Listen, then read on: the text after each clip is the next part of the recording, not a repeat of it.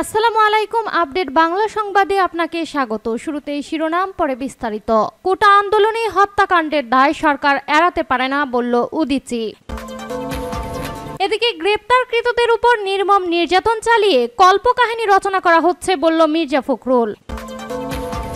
এছাড়া নিখোঁজ ছাত্রদের সন্ধানে স্বজনদের মর্গে ছুটতে হচ্ছে কেন, প্রশ্ন জিএম কাদেরের। আরও থাকছে, গ্রেপ্তার ও ভয় দেখিয়ে সাংবাদিকদের সত্য প্রকাশ দমানো যাবে না। এবং সর্বশেষ জানিয়ে দেব, কোটা সংস্কার আন্দোলন চলাকালে নুরুল হককে 4 লাখ টাকা দেন এক নেতা, বলল ডিবি প্রধান। শিরোনাম শুনছিলেন, এবার বিস্তারিত। তার আগে ভিডিওটিতে একটি লাইক, কমেন্ট, শেয়ার করে সবাইকে দেখার সুযোগ করে দিতে বিশেষ অনুরোধ রইল। কোটা আন্দোলনে হত্যাকাণ্ডের দায় সরকার এড়াতে পারে না, বলল উদীচী। কোটা সংস্কার আন্দোলন দমনে রাষ্ট্রীয় দমন পীড়ন, নির্বিচার ছাত্র জনতার উপর গুলি ও হত্যার নিন্দা জানিয়েছে বাংলাদেশ উদীচী শিল্পী গোষ্ঠী। তারা বলেছে, এইসব হত্যাকাণ্ডের দায় সরকার এড়াতে পারে না। দমন পীড়ন, গুলি ও হত্যার পাশাপাশি রাষ্ট্রীয় স্থাপনায় নাশকতারও নিন্দা জানিয়েছে উদীচী। এই আন্দোলনে হতাহতের প্রকৃত সংখ্যা ও নিহত ব্যক্তিদের পরিচয় প্রকাশের দাবি জানিয়েছে তারা। সেই সঙ্গে প্রাণহানির ঘটনায় সুষ্ঠু নিরপেক্ষ তদন্ত করার দাবিও জানিয়েছে উদীচী। বিবৃতিতে উদীচীর নেতারা বলেন, শান্তিপূর্ণ আন্দোলন দমনে অনাকাঙ্ক্ষিত বল প্রয়োগের যে ঘটনা পরিলক্ষিত হয়েছে তা কখনোই গণতান্ত্রিক রাষ্ট্রের জন্য কাম্য নয়। একই সঙ্গে আন্দোলনের সুযোগ নিয়ে বিভিন্ন গুরুত্বপূর্ণ রাষ্ট্রীয় স্থাপনায় যে নজিরবিহীন নাশকতা চালানো হয়েছে তাও নিন্দনীয়। উদীচীর দাবি, আহত হয়ে হাসপাতালে চিকিৎসাধীন প্রত্যেক মানুষের সুচিকিৎসা ও ক্ষতিপূরণের ব্যবস্থা করতে হবে রাষ্ট্রকে। আন্দোলন ঘিরে নাশকতার হাত থেকে রাষ্ট্রীয় স্থাপনা রক্ষায় যারা ব্যর্থ হয়েছে তাদেরকে শাস্তির আওতায় আনতে হবে। এই আন্দোলনকে কেন্দ্র করে মুক্তিযোদ্ধা ও মুক্তিযুদ্ধকে কটাক্ষ করা, মুক্তিযুদ্ধের চেতনা নিয়ে রাজনৈতিক স্বার্থ হাসিলের যে খেলা শুরু হয়েছে তা বন্ধ করতে হবে। দমন পীড়ন ও হত্যা নির্যাতন বন্ধ করে অবিলম্বে দেশে সুষ্ঠু গণতান্ত্রিক পরিবেশ ফিরিয়ে আনার দাবিও করেছে উদীচী।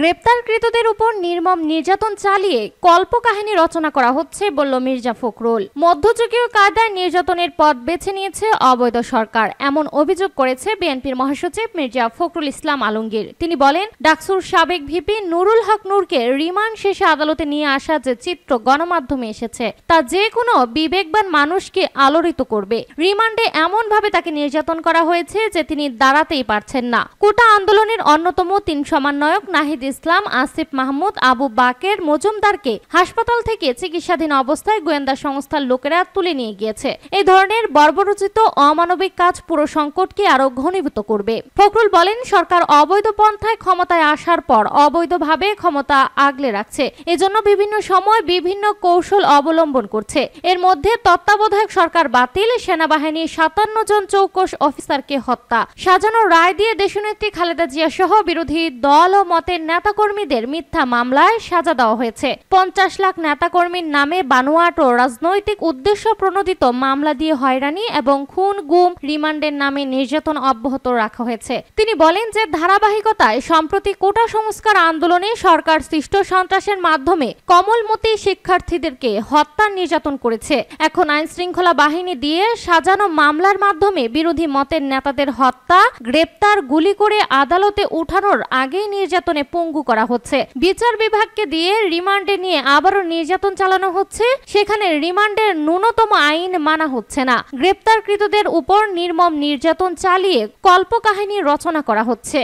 নিখোঁজ ছাত্রদের সন্ধানে স্বজনদের মর্গে ছুটতে হচ্ছে কেন, বলল জিএম কাদের। বিরোধী দলীয় নেতা ও জাতীয় পার্টির চেয়ারম্যান জিএম কাদের বলেছে, একদিকে সরকার বলছে ছাত্রদের যৌক্তিক সব দাবি মেনে নেওয়া হয়েছে এবং ছাত্রদের নিরাপত্তা নিশ্চিত করা হচ্ছে, অন্যদিকে এখনো কয়েকজন শিক্ষার্থী নিখোঁজ রয়েছে এবং মামলায় গ্রেপ্তার হয়েছে অনেকেই। আন্দোলনরত অনেক শিক্ষার্থী গ্রেপ্তার এড়াতে এখনো পালিয়ে বেড়াচ্ছে। এটা সরকারের দ্বিচারিতা ছাড়া আর কিছুই নয়। জিএম কাদের বলেন, বৈষম্য বিরোধী ছাত্র আন্দোলনের অন্যতম সমন্বয়ক নাহিদ ইসলামের অভিযোগ, তাকে আইন শৃঙ্খলা রক্ষাকারী বাহিনী তুলে নিয়ে নির্দয়ভাবে নির্যাতন করেছে। তার শরীরের ক্ষতচিহ্ন এবং নির্যাতনের পৈশাচিকতার বর্ণনা বিভিন্ন গণমাধ্যমে প্রকাশ হয়েছে। কোটা সংস্কার আন্দোলনে সম্পৃক্ত শিক্ষার্থীদের সার্বিক নিরাপত্তা নিশ্চিত করতে হবে। নিখোঁজ শিক্ষার্থীদের সন্ধান সরকারকেই দিতে হবে। শিক্ষার্থীদের উপর নির্মম নির্যাতন অমানবিক ও অগ্রহণযোগ্য। জিএম কাদের বলেন, সরকারই স্বীকার করছে হচ্ছে ছাত্রদের আন্দোলন ছিল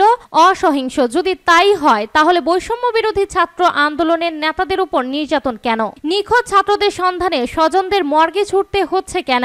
এমন হৃদয় বিদারক ও নিন্দনীয় ঘটনা বাংলাদেশের ইতিহাসে এর আগে ঘটেছে বলে জানা নেই। তিনি বলেন, আটক ছাত্রদের নিঃশর্ত মুক্তি দিতে হবে, সাধারণ ছাত্রদের উপর জুলুম নির্যাতন বন্ধ করতে হবে এবং ছাত্রদের বিরুদ্ধে করা সব মামলা অবিলম্বে প্রত্যাহার করতে হবে।